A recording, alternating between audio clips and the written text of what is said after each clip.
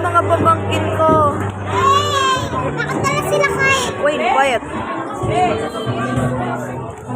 Excuse me.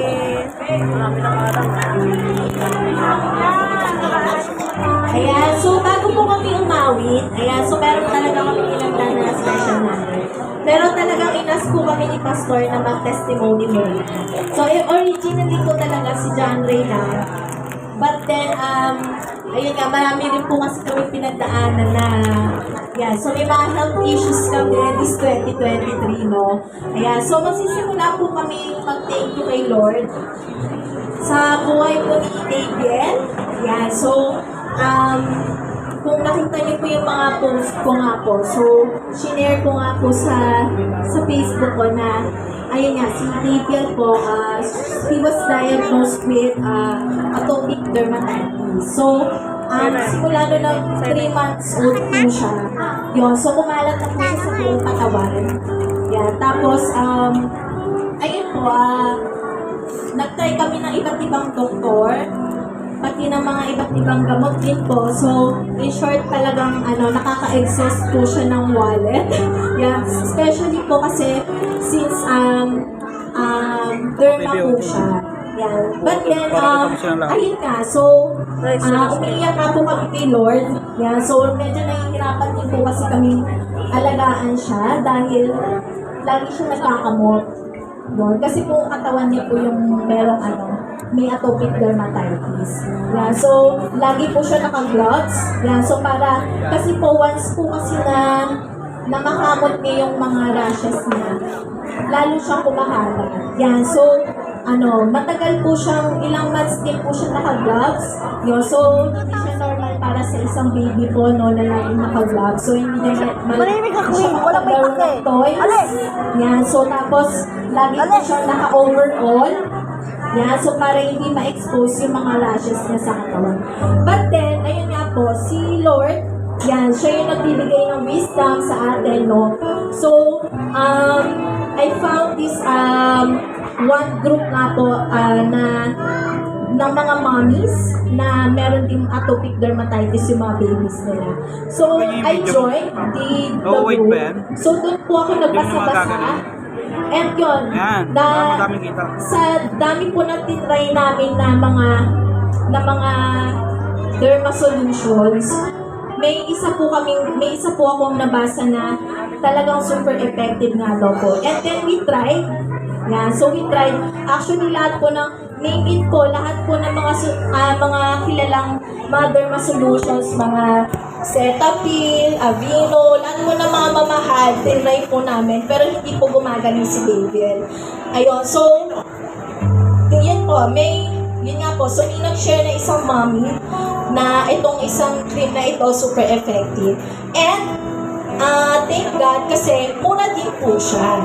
Yun, so, talagang super thankful kami kay Lord na, ayan, may ibinigay siya na, way para malaman namin kung ano yung magiging solution sa skin problem po ni David. Yeah, so, after all the sleepless nights, yan, kasi syempre, once kasi na magising siya, nangangati siya. So, gising din po kami. Yeah, kasi magkakamot na siya eh. So, imagine niyo na lang po kung gano'ng kakati po yung buong katawan niya. Yan. So, tapos, ayun, so after all the sleepless night, tapos si Lola din po niya na nag-aalaga, sobrang hirap na hirap din po kasi syempre, kailangan laging karga yung bata. Yun. So, ayan, so thank you kay Lord dahil, ayun nga po, na tagpuan na namin yung isang solution, yung derma solution sa sakit po ni David. And ayan na po siya, nakakapaglaro na siya, and mag-1 year old na din po siya. Yan. Yeah, so, nakakapaglaro na siya freely, wala na siyang gloves, hindi na siya naka-overall lagi. Yeah, so, nakakapag-santo na siya ngayon. Dati talaga, as in naka-frog suit pa talaga po siya. And secondly, yeah, so, we would like to thank the Lord din po sa buhay din po ni Carrie. Ayan po, so, yun, sinare ko din po na she was diagnosed with global developmental delay. So, ito naman po, kaya medyo matantrums po siya. Ayan, kasi pandemic baby po siya. Inabutan po siya ng pandemic. Yun. So, nung pagka 1-year-old niya po, sakto ng pandemic. So, taong bahay po talaga siya at taong, lumaki kay Coco Melon. Yan. So, yun. So, nagkaroon po siya ng speech delay. Yun. So, pina-check namin kasi may mga signs po siya. Yun. So, kung may mga nakaka-relate po sa akin. Yan. So, mahilig po siya magpila ng toys, ng mga gamit. Yun. So, yun yung mga signs of autism po kasi yun. Yun. So, yun po yung mga ginagawa niya. Tapos, lagi rin po siya nagtitiptoe. Yun. So, tapos, hindi nga po siya nagsasalita. Yun. So, kapag kinakausap namin siya, wala siyang eye contact and wala rin po siyang sinasabi. Yun. So, last year, nagpa-check po kami sa developmental media. And yun nga po, so, sabi nila, 5 years old pataas pa daw po malalaman if may autism. So, ang diagnosis lang po muna sa kanya last year is global developmental delay. So, since marunong naman po siya sa mga pag-ihi, yeah, so independent naman po siya sa pag-ihi, sa pag-CR. So, ang binigay lang po, ang sinuggest lang po ng doktor is speech therapy. Yeah, so, pinasok po namin siya sa therapy. Yan, and thank God, yan, sa provisions, kasi hindi po siya mura. Ayun, and thank you kay Lord kasi naging come here. Yan, so kaya po kami Englishera. Yan, yun, so, naka-help naman po siya talaga. You say hi. We will sing. Yun, hindi po siya hindi pa po siya, nakakasagot ng yes or no. Kailangan, after na question, sasabayan mo ng yes or no. Kasi, if not, gagayahin niya lang yung sasabihin ko. So, ayan yung niya po. Yeah, so, ayun po, nagtitake ko po kay Lord yun, sa provisions na po at sa tulong na nagawa sa buhay ni Karen ng therapy. Ayun po. Ako din ba, I would like to take this opportunity to give thanks to the Lord. Hindi po ako nag-post sa Facebook, but I know that some of you knows na na-operahan po ako last 3 months ago. That operation went well.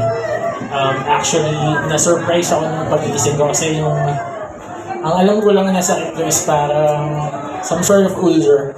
Pero pag-iisip ko, parang yung buong tiyan ko nawawala na. So sabi ng doctor, sumabog na daw yung appendix ko. Which is very critical para sa isang tao. And sobrang thankful ako kay Lord kasi lahat ng kailangan ko binigay niya that time. Lahat ng suporta sa magulang, sa asawa ko, sa mga ka-churchmate, lahat sila ginamit ni Lord para malampasan ko kung ano man yung napagdaanan ko sa hospital.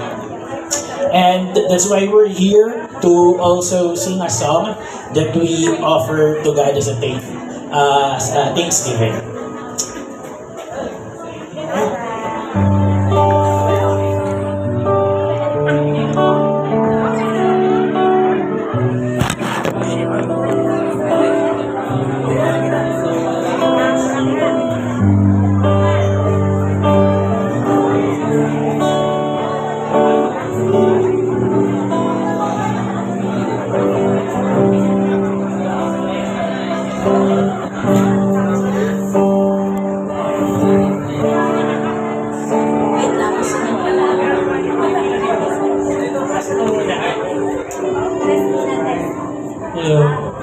Hello.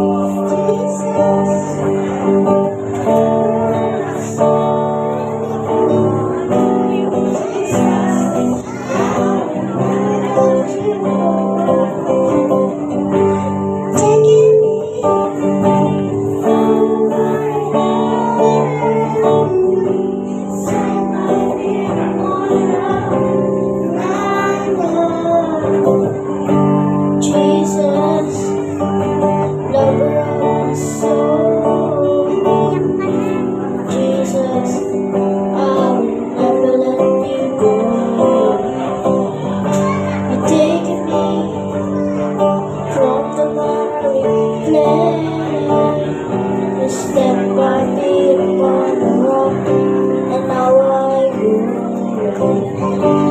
I love you. I need you. Till my words they fall, I never let you go. My Savior, my closest friend, I will worship you until the very end. Jesus, Lord of my soul. Jesus, I'll never let you go. Taking me forward, yeah. Set my feet upon the rock. Now I love you. I need you. Till my words before, I never let you go. My Savior, my closest friend, I will worship you until the very end. I love you. I need you. Told my words before, I never let you go. My Savior, my closest friend, I will worship you until the very end. I love you. I love you. Till my words before, I never let you go. My Savior, my closest friend, I will worship you until the very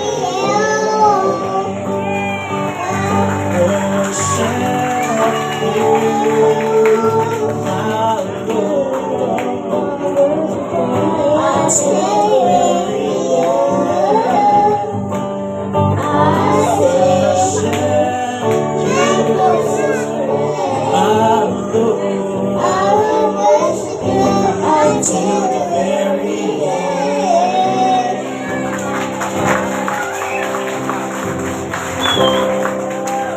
Let it be your sweet, sweet sound. Let it be your sweet, sweet sound. Let it be your sweet, sweet sound in your ear. Thank you, Lord.